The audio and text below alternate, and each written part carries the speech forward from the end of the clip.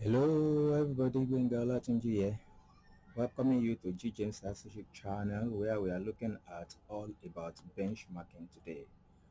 All about benchmarking, and we are going to look at what is benchmarking and the purposes of benchmarking and why do we title it all about benchmarking. Because in the series of strategic models and performance management which we are currently dealing with, we have looked at a lot of them because it's a bit elaborate, and we had looked at models under environmental analysis like Potter's diamond, like Pestel.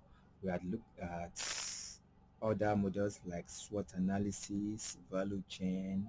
We had looked at marketing. We had looked at Boston Consulting Group model, popularly called BCG. We had looked at quite a few of them except for hands-on growth vector analysis and benchmarking, which we are proceeding to look at benchmarking today.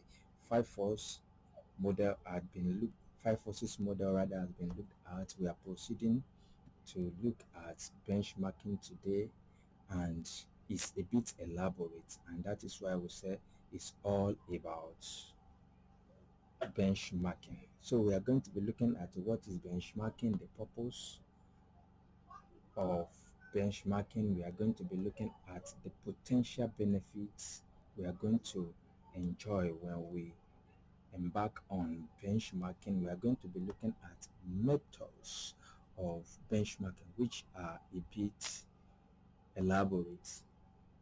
So we'll be looking at internal benchmarking using league tables and the like. We are going to go into detail of it. Competitive benchmarking, which is a bit fairly popular among them all. We are going to look at process benchmarking, which we can call also detailed benchmarking. We are going to look at customer benchmarking. We are going to look at strategic benchmarking. And when we are talking about strategic benchmarking, one unique thing about it is that it answers to the question, why are we here? That is the real existence of an organization, and it's at the strategic and governance cadre of the organization. That is why it's called strategic benchmarking. We will move on to look at functional benchmarking, which deals with departmental and the like. We are going to look at product benchmarking, which we can call reverse engineering. We are going to look at requirements that we must have and put in place even before, or that could make a successful benchmarking endeavor. We are going to look at it. We are going to look at envisaged problems envisaged, which we are going to provide solution to when we want to embark on benchmarking. So these and many more we are going to go in detail in the series of strategic models and performance management. If you are just joining us, please, we would love that you subscribe. Please go and subscribe and click all notifications so that you will be receiving from us anytime we send new video, and we are going to do and release more videos. Click and comments so that we can be hearing from you if you have any questions. So we are going to go into details of all about benchmarking. All about benchmarking, looking at the purpose of benchmarking. They usually say that without knowing the purpose of a thing, abuse is inevitable, and when it comes to benchmarking too, it's not an exception. It's not really an exception. So why and what is the purpose of benchmarking? Basically, the purpose of benchmarking is to better our organization, is to improve on ourselves as members of a corporate organization. Basically, That is it. Anything outside it will lead to abuse if care is not taken. So the purpose of benchmarking is benchmarking in itself is a process of setting standard and target for our products, our services, and the like. So a benchmark is an organization, targeted organization. So I think there are a lot of things that I'm saying here, and let me break them down one by one so that we won't get things mixed up. Looking at the purpose of benchmarking, we need to ask ourselves, why are we benchmarking? What is benchmarking? So why are we benchmarking?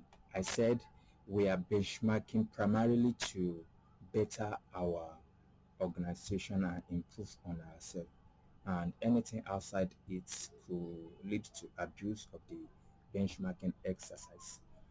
So it's not to compete with any other organization or to bring any other organization down, which eventually may be one of the results as we continue to be better and improve upon our processes and the like. We could outrun the industrial leader and the like, which is okay. But primarily the purpose of and the objective of benchmarking is to improve on ourselves using the benchmark. So now, who is benchmark? When we are talking about a benchmark in this regards, is we are talking about the target, that is the yardstick. In agriculture they will call it yardstick. That is somebody or the organization we are looking forward to, that's in their process, the pace setter that we want to use to match our product, our services, and to be like who we want to be like in the industry. So they are the one we call benchmark. So if you hear me saying benchmark, it can mean this, that is the target. So they are our target. They are our benchmark partner.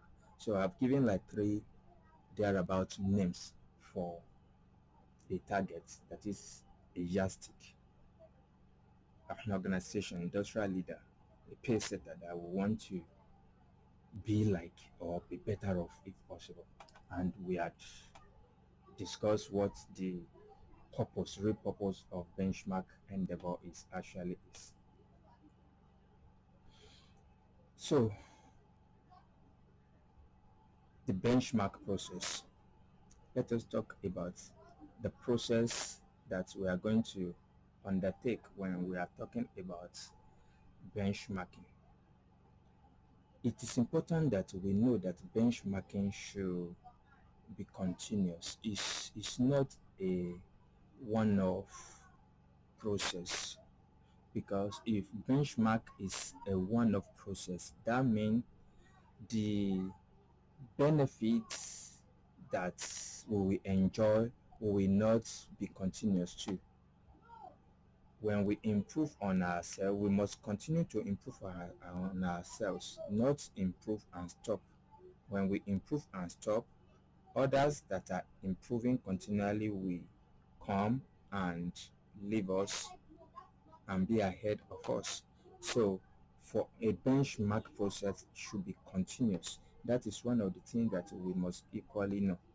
Benchmark process, we must, as we are starting a benchmark process, we must have at the back of our mind that it's a continuous thing. It's not going to be something that we are going to do and stop. We are going to continue in it for the rest of the organization's life. So when we want to benchmark, we must first of all sit down and identify aspects of our organization's performance that we want to compare with our benchmark partner. I want to believe now we understand who a benchmark partner is, or a benchmark, or a target, or a yardstick. So we need to sit as organization, as executives, as leaders, and as management team of the organization. What are the aspects of our performance or performances that we would love to improve upon? So that is primary step that we must take when we are embarking on benchmarking. Then we need to select suitable benchmark, that is suitable partner. Having known the area of our organization we must improve on, then we must look at what are the targets, what are the best pace setter outside there that we can leverage on their abilities, the way they are doing things and the like. So we must select a suitable benchmark. Then having done the first two, then we begin to compare the aspects of our benchmark exercise. That is the first stage of identification. Then we begin to compare it against our benchmark partners' performance, their processes, their services, their products. And having done that, of course, we are going to identify gaps, that is where they are doing better than us and the like. So we must identify the gap in performance between the benchmark and our own organization. Then having observed that, we need to know what are the things that must change, what area must we improve upon in our performance. Then we must implement the change. We must implement change or changes immediately. And implementing changes immediately is good, but it's not good enough if it's not going to be monitored. Don't forget, when we started, I said that we must ensure as much as possible that once we started the benchmarking process, we must, at the back of our mind, resolve that it's going to be a continuous thing. So likewise, having implemented the improve upon observation, we must continually monitor our progress and performance, how we are doing better and the like. So we must, this is to ensure implementation is being carried out and everybody stick to the process that of improving our organization's performance. With monitoring, is there it is there that we are actually going to have our the benefits accruing to us from benchmarking processes and benchmarking endeavor. The potential benefits of benchmarking, we cannot overemphasize the benefits that benchmark is going to give any organization that does it and embark on it. Just like I think Aristotle said it, that a life that is not examined does not worth living. So benchmarking is an examination of ourselves as organization, and if Aristotle could conclude that it's not worth living, then those that observe their examine their lives as organization and even as individual, then they have a better chance of performing better and being leaders in any aspect of their endeavor they've chosen to be. So likewise, being having benchmark done on continual basis will put us ahead of others in our organization and in our industry, in our markets. Even let's say we are new entrants in the industry and if we continue to benchmark, monitor, implement it and the like, we can be very sure that sooner than expected we are going to be major in the organization. And if those that are ahead are lacking behind, are not having benchmarking or improving upon themselves continuously, they are going to find us a very hard nut to crack. Benefits of benchmarking. It can be used to learn from others. And don't forget that a learner is always a leader. So when we learn from others, we put ourselves in a position to continuously lead in our industry and make profits. So that is one of the primary purpose or benefits of benchmarking. Also, it helps us to improve. It equally helps us to identify our weaknesses. And don't forget that problems identified, they are half solved.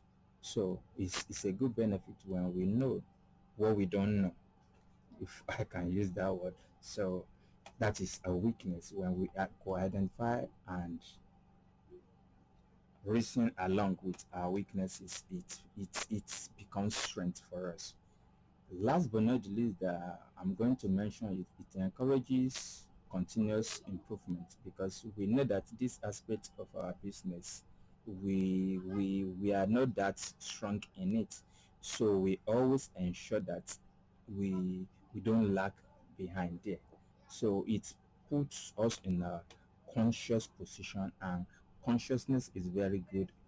We are at alert, and we will not allow anything to go wrong in that aspect of our business. And when we do that, we can be sure that our customers are going to be well satisfied, they are going to be happy. And when customers are satisfied and happy, we can be sure that we are going to have profit, and also we are going to be in the industry for a quite long time. Methods of benchmarking, we've itemized it, so we are not going to waste our time, because the topic is elaborate in itself.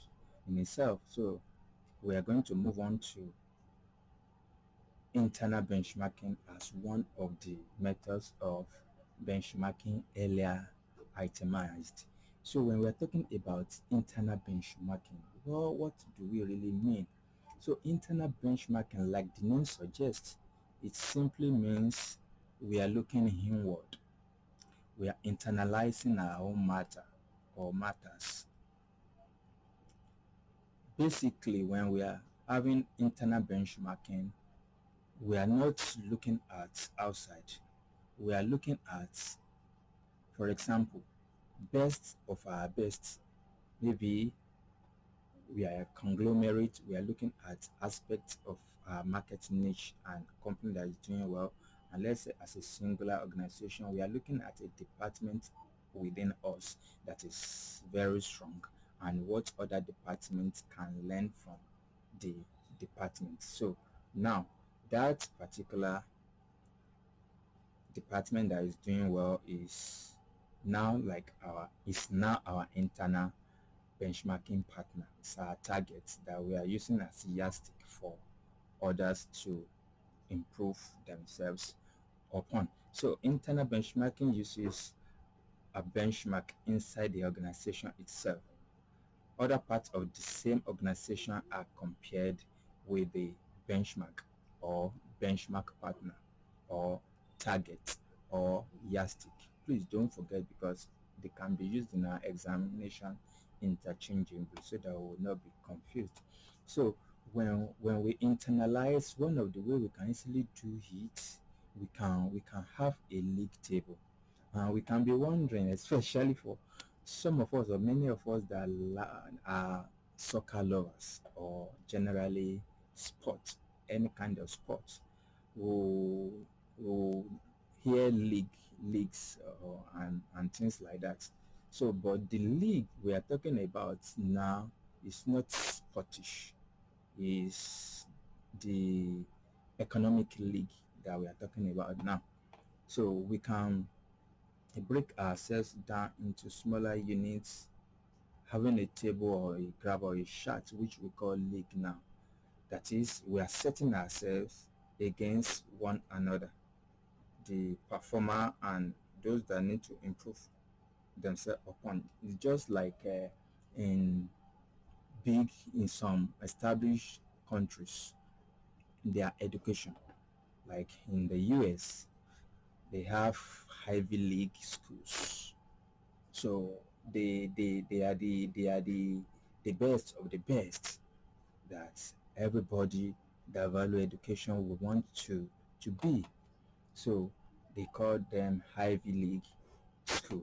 So likewise also we can have our own organization league, and we can name it our own so and so ABC league and things like that, XYZ league, in which we use our internal departments that are performing to as yardstick to improve upon others that are not quite doing well, so that they can be improved upon, and we can do it in such a way that is everybody is happy. If you continue to do well, you are going to have maybe a reward quarterly, monthly, annually, and the like, just to encourage everybody and to make everybody better. So we can do something like that. So each division will be measured, and the standard, the yardstick, like what we call it KPI, key performance indicator, in which we are using to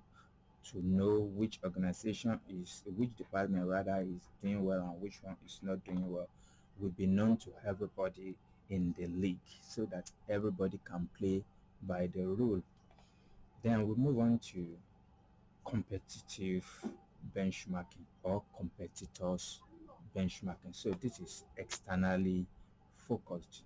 So now the competitive benchmarking, it uses a successful competitor. We are looking externally now to the best in our market, to the best in our niche, to the best in what we do or what we produce.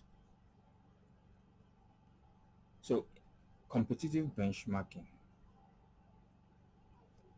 avails us the benefit of matching ourselves against our competitor. And when we are talking about competitor now, it should be the best in our industry. So it uses like the product, though depending on the area of our performance we want to identify, that we've identified that we want to improve upon. Let's say product. So it uses the product of our competitor and try to diagnose it, analyze it, separate it, interpret it, and if possible, adopt it. So what are the contents that they have? We may need to do for forensic here if possible, depending on the industry we are. What are the content that make their product unique and make their customer to love their product? And what are the gaps between their home product and our product, and how can we bridge the gap?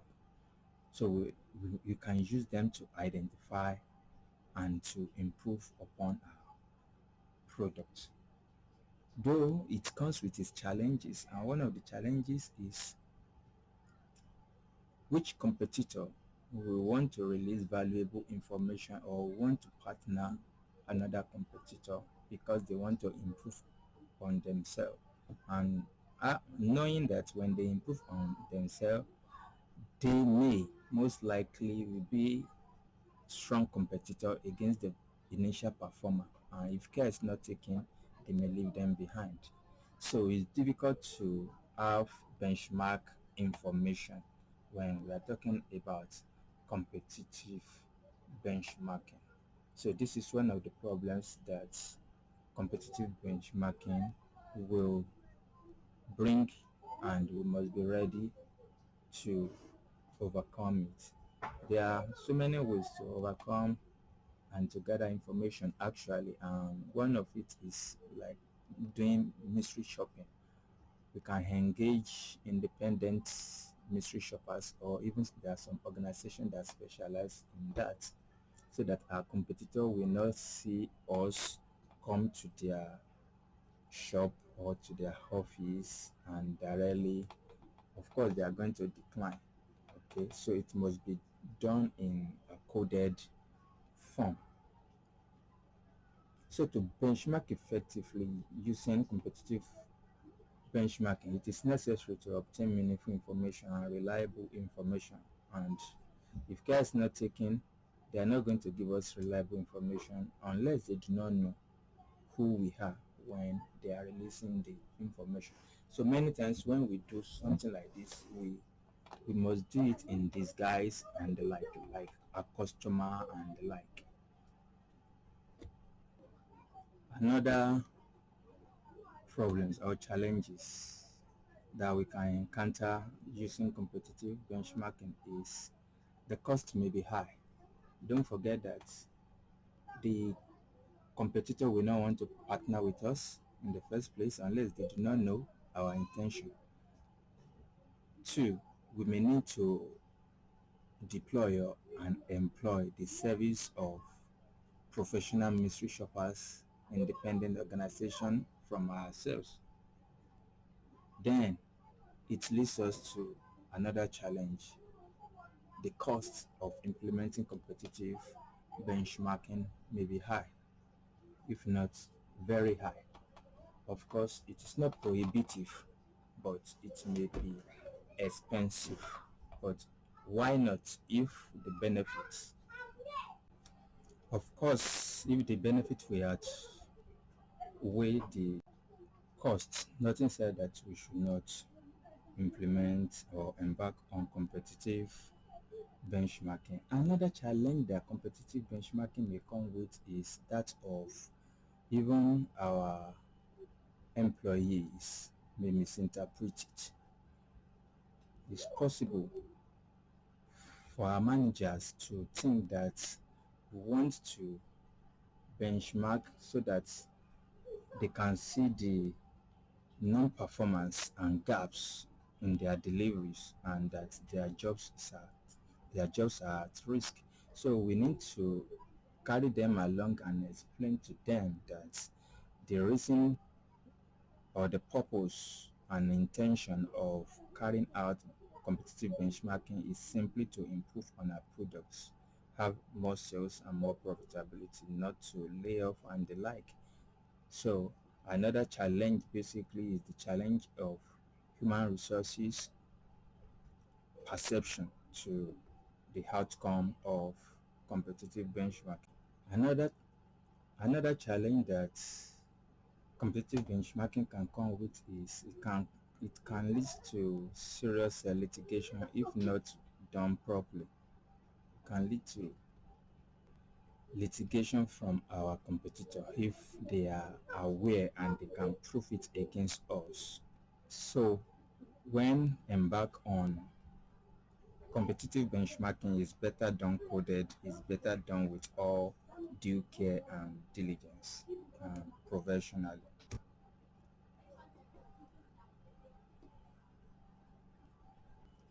And this now leads us to the difference between competitive benchmarking and competitor analysis. When it goes wrong, it will fall to the side of analysis, competitors analysis. So basically, competitors analysis is not the same as competitive benchmarking. Don't forget that when I started, I let us know that competitive benchmarking aim at improving at ourselves, at our business, and making things better. What we are not doing well. Basically, that is benchmarking. But when goes to we want to now compete, beat other businesses down and the like, it's it will go to the side of competitor analysis, and we must be careful. We must be careful not to be caught analyzing unnecessarily other people's product and the like in order to bring their product down or something along that line.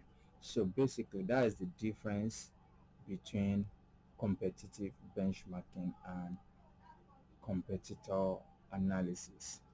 Of course, there is hardly any way we are going to benchmark our competitor that we are not going to analyze differences. Well, I think the bottom line is the intention, just like the difference between fraud and error. Error is not intentional, fraud is intentional, but basically the same thing could have been carried out. But if intention can be proven against the person that action it, then it becomes fraud. But if we see that the intention is genuine but it's just erroneous, it's error, it's a mistake. So likewise, the case of competitive benchmarking and competitor analysis. So we move on to another in the series of benchmarking, which is process benchmarking. Don't forget that I said we can call it detailed benchmarking too. This is simply because when we are dealing with process, we must go into the root of the matter between our benchmark, that is our targets, our benchmark partner, and ourselves. So we must go into the nitty-gritty of our business processes and break it into smaller units of what we must do before we have these products and examine it against our benchmark partner. So process benchmarking is the most common method of benchmarking. It involves a comparison of the performance of the entity and one particular activity or process with the performance of another entity in a different industry, and it could be the same industry, but they are competitors or organization we wish and love that we perform like or even be better off, as the case may be. We take their processes, how do they go about doing their things from the start to finish, and compare it to our own, depending on our own outcome, that is outcome envisaged from the beginning of the process. This will determine our own selection process of who our process benchmark partner is going to be. So the purpose of process benchmarking is to use the benchmarking approach to analyze our business operations. For the success and greater success of process benchmarking, you can have a partner that's ready to release their process information, which we can easily observe how they do their things and the like. It's going to make the process benchmarking outcome really reliable and more informative and detailed. Don't forget that it's called detailed benchmarking too. So we will be able to copy the benchmark organization business processes, and we can easily adopt it so that we can have similar result like them too. Let us examine customer benchmarking now. Customer benchmarking, and when we are talking about customer benchmarking, a whole lot of attention must be paid. Don't forget, usually they say customer is king, and really my own personal definition of who a customer is or who a business is, I will usually say, which I believe is universal too. Anybody that has another person that is satisfied and could reward with a consideration already has a business. So without customer, there is no business. So customer benchmarking, we must pay attention to it. Basically, it focuses on identifying what our customer actually wants from us as against what we currently are providing,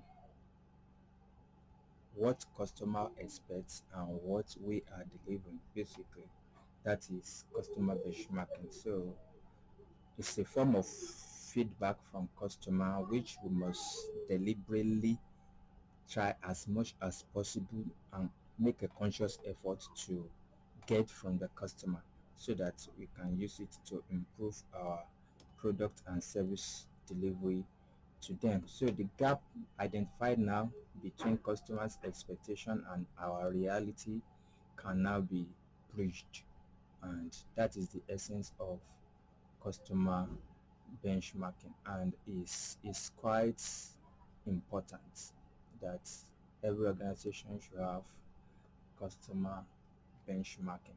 Then we go to strategic benchmarking. Strategic benchmarking. And when we are talking about strategic benchmarking, like I said when we started, we are looking at, it's more like we are looking back, or we are asking ourselves futuristic question also as to why are we here? What is the purpose of our existence? Are we fulfilling the purpose of our existence? So is a benchmark at the governance level of an organization, because it's the governance and that deals with why, what is the purpose of our existence, like the objective of the organization, the strategic objective. It asks the question about our strategic objective and are we achieving it or not. So strategic benchmarking involves a comparison of strategies of different companies. So we examine ourselves, our strategy, and don't forget, when I'm teaching strategy, I used to let us know that at the heart of strategy is how to win the warfare of the marketplace in our business, the industrial rivalry and the like. That is strategy. Strategy is not about what to produce internally. Strategy is usually externally focused, competitors focused. So when we're talking about strategic benchmarking now, we are talking about what are we doing, what have we implemented, and how far has it carried us, has it helped us achieve our strategic objective. If strategic objective is not being fulfilled, the purpose and the existence of the organization is defeated. It doesn't really matter. The organization can be making profit. If the strategic objective is not about profit making, then the organization, there's a question on the strategic objective, and it's good that strategic benchmarking be carried out without hesitation. So strategic benchmarking usually will involve comparison of the most successful competitor or industrial leader. And now we must be very careful too, because if the industrial leader or competitor, best competitor in the industry's objective is different from ours, then we must be careful who we partner with, that is, who our benchmark partner is. So identification and selection, like the process, the first process is still key here now. Selection of the right strategic benchmarking partner is important to achieving our strategic benchmark objective. So what are aspects of strategic benchmarking that we can look into? Like I mentioned, the strategic objective is key to strategic benchmarking. Then what of our core competence?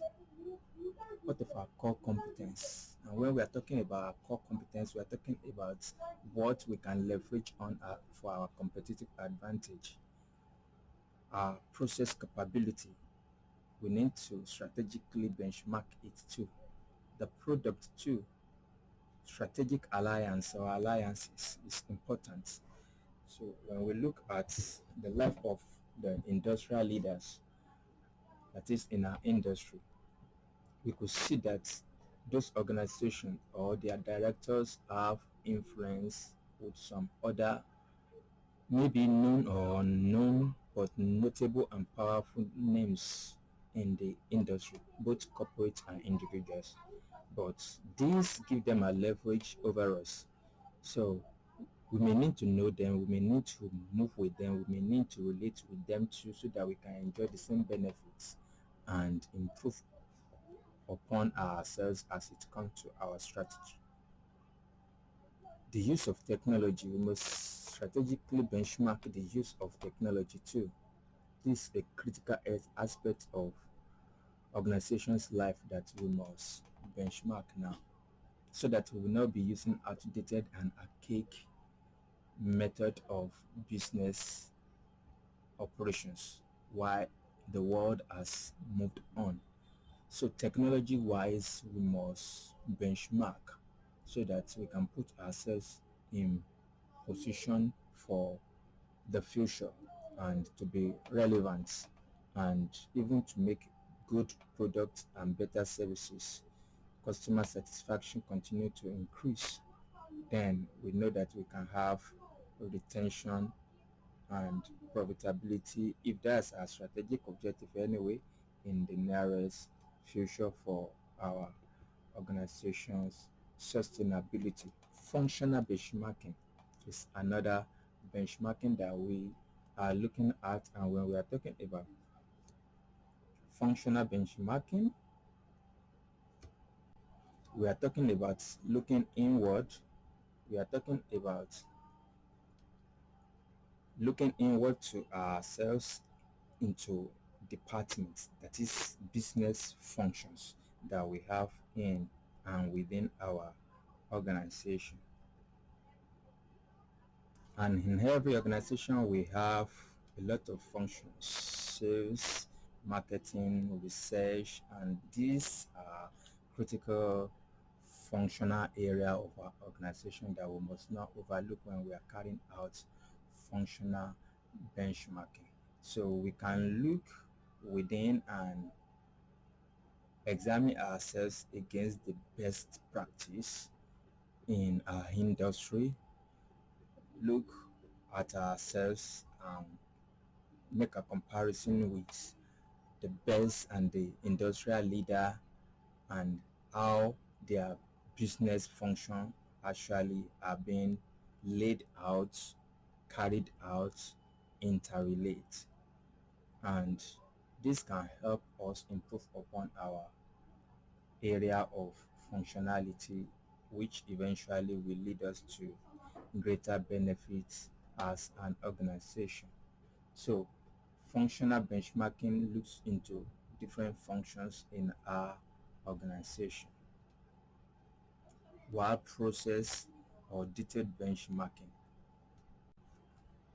look into how we carry out our business processes. We are now going to look at product benchmarking, then we'll discuss the requirement for successful implementation of this benchmarking and how to resolve problems we may likely encounter when we are implementing benchmarking. Product benchmarking. Now, our products or our services could be compared in relation to the best product, the best notable service within our industry, even outside our industry, depending on the objective of our benchmarking. But now we are specific, we are talking about reverse engineering, that is product benchmarking. So when we are talking about product benchmarking, we may need to look at the best competitor. Okay, is there anything like best competitor? Yes, we are talking about the industrial leader. So we need to get their products, compare our products, like the useful life of our products, the quality of our services, the inputs into our products, the people involved in our services. That's if it's service oriented. Now I'm just trying to use one stone to kill two birds to ensure that we achieve and improve upon our product and services. Don't forget that when we are talking about service industry now, we'll be talking about service benchmarking, just like we are talking about product benchmarking for product, because basically what we sell could either be product, and if it's not service, it's going, if it's not product, it's going to be service.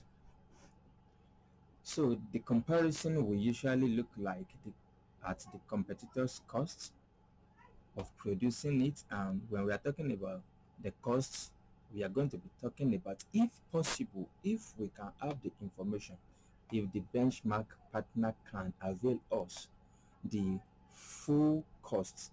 Now we are talking about the product life costing. If possible, it is going to help us a great deal. But if not, as much as possible, what are the cost elements that go into the production of that particular product or rendering that service? What are the concepts about it or around it? Concept is different from the cost. Now when we're talking about concepts, we're talking about something that is unique, how unique that product is to our own. That is concepts. So what do they have in mind? Like, let me give us an example of a concept. We can be in the same industry, but we have different concepts, and our concepts will eventually segment our industry for us. That is, who do we really want to be our customer? Our product concept can automatically segment who will be our customer. So that is what we are talking about when we are talking about product concept. So we must be careful too when we are doing product benchmarking to compare product concepts that relate with our own concept. We may be in the same industry.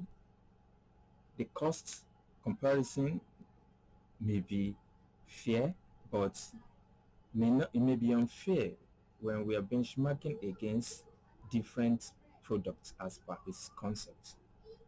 That is, concept simply mean ideology around that unique product. What makes it unique? Also, we must consider the strengths and weaknesses in the products, in its design, in its quality. Are we better off with our products, or there are areas in which we should improve and learn from this unique industry leader and benchmark against their successes?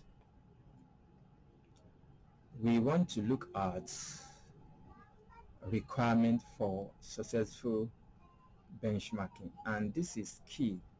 We need to know the requirements when we are benchmarking, because if we do not know the requirements that we need at the end of the day to benchmark, the real benefits of benchmarking may not actually fully accrued and actualized. So one important aspect of successful implementation of benchmarking is that we must, with due care, select the aspects of our business about the aspects that we really are concerned about. We must make a selection of it.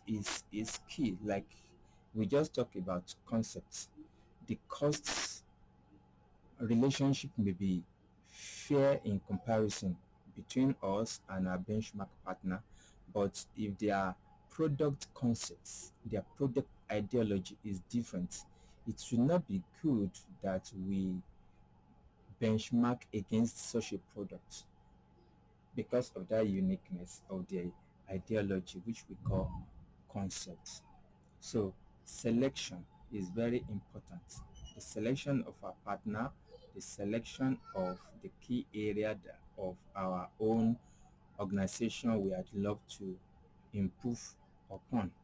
Also, another thing that will make benchmarking successful is we must, from the start, from the go, put it at the back of our mind that it's going to be continuous process. That is something we are starting to continue with. It's something we are starting to continue with.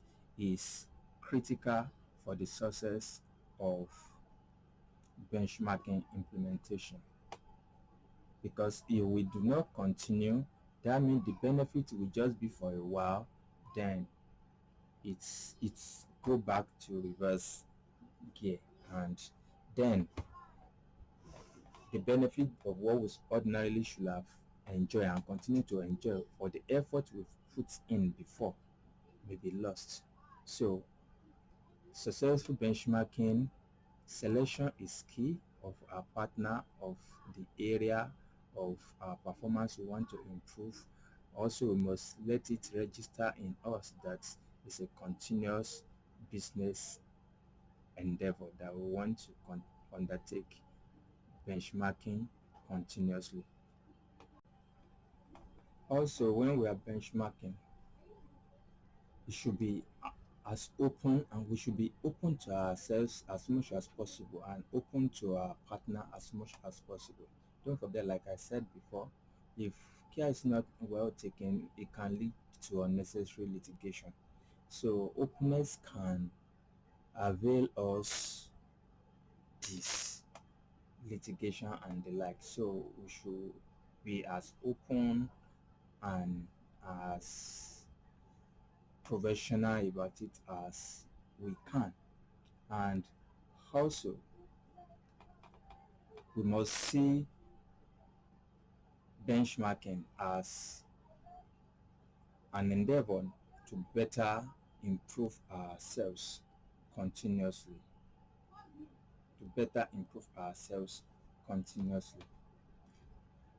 What are some of the challenges that we may face when we are benchmarking? Like we had discussed, when we are benchmarking, it's possible that we will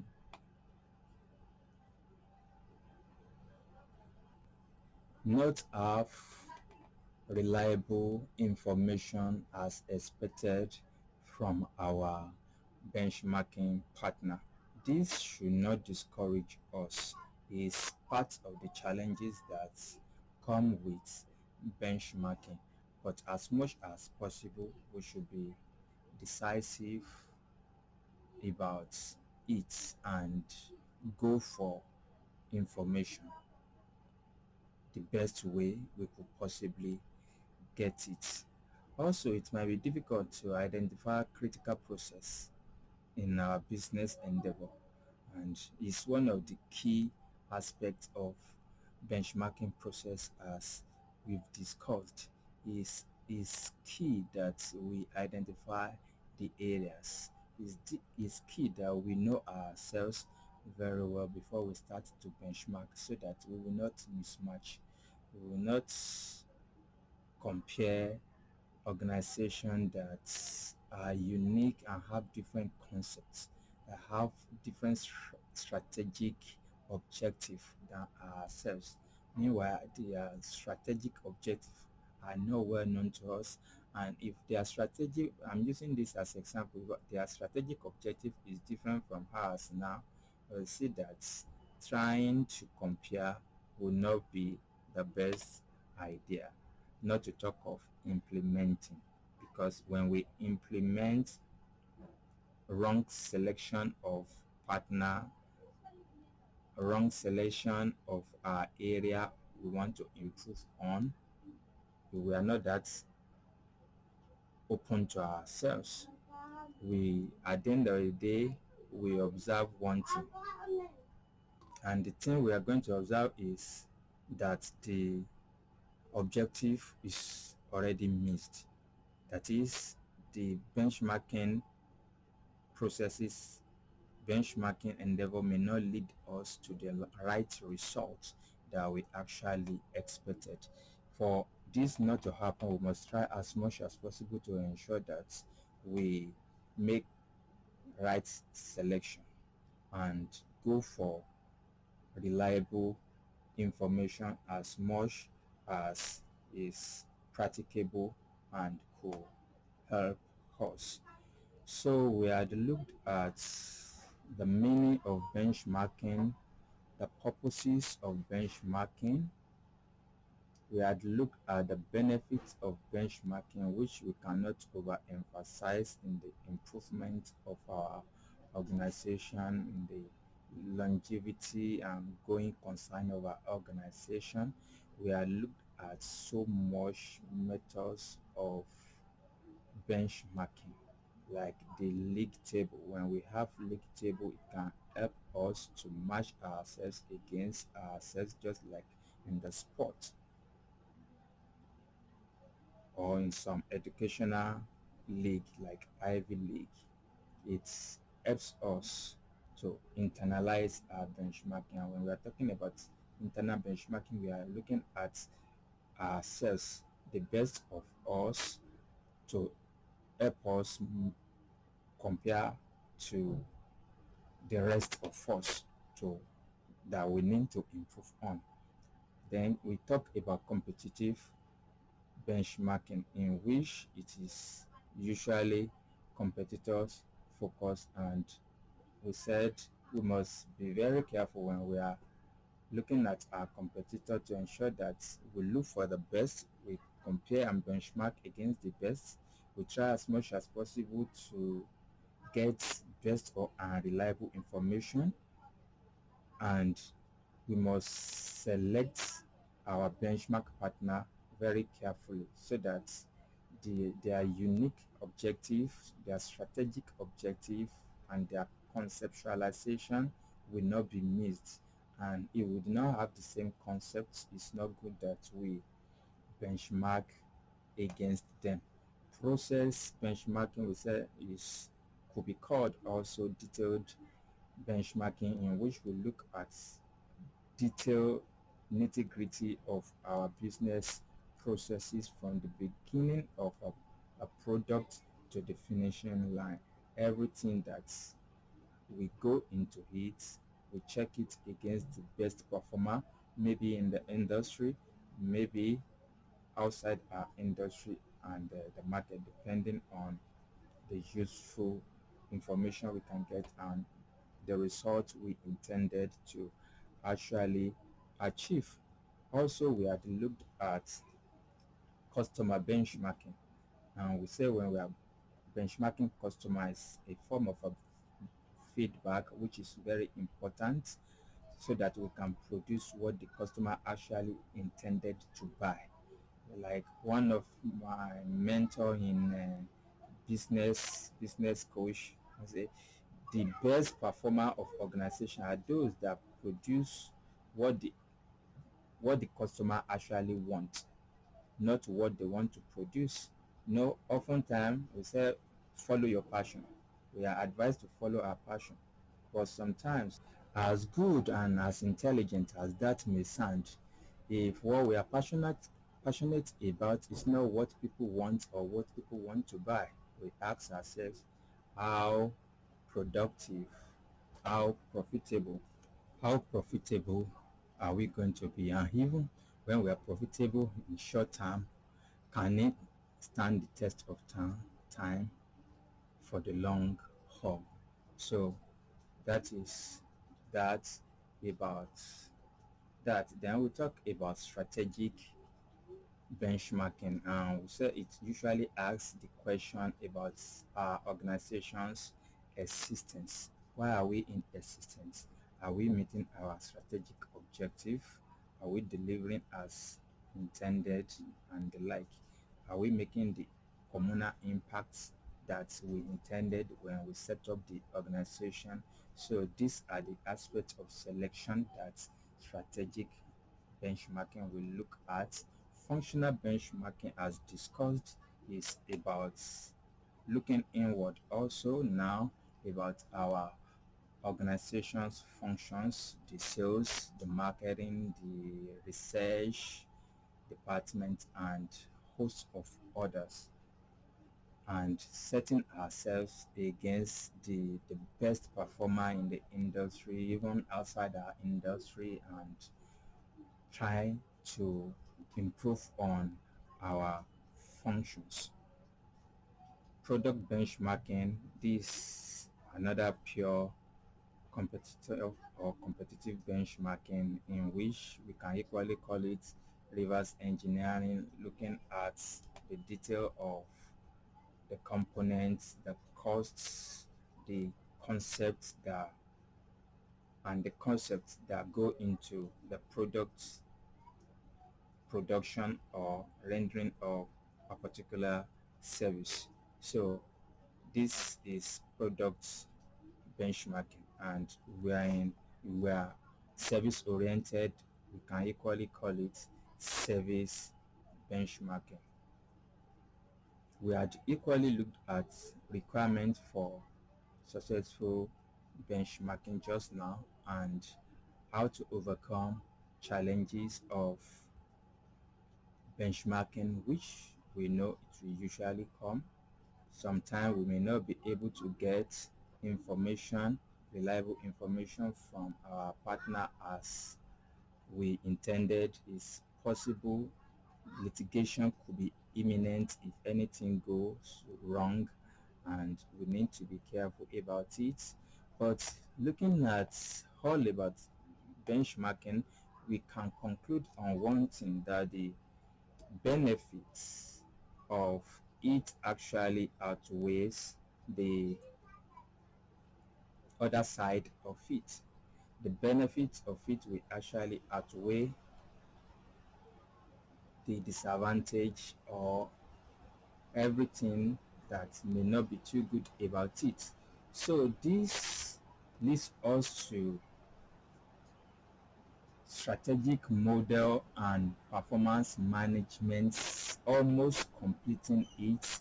The next time we are discussing, it will be on on-off growth factor analysis. From GJAMES Associates, Gbenga Olatunji. If you are yet to subscribe, please click the notification button. I hope you've enjoyed this series. Click the notification button, subscribe to GJAMES Associate channel. We are value to life. I want to believe we must have added value to you right away. We are value to your business.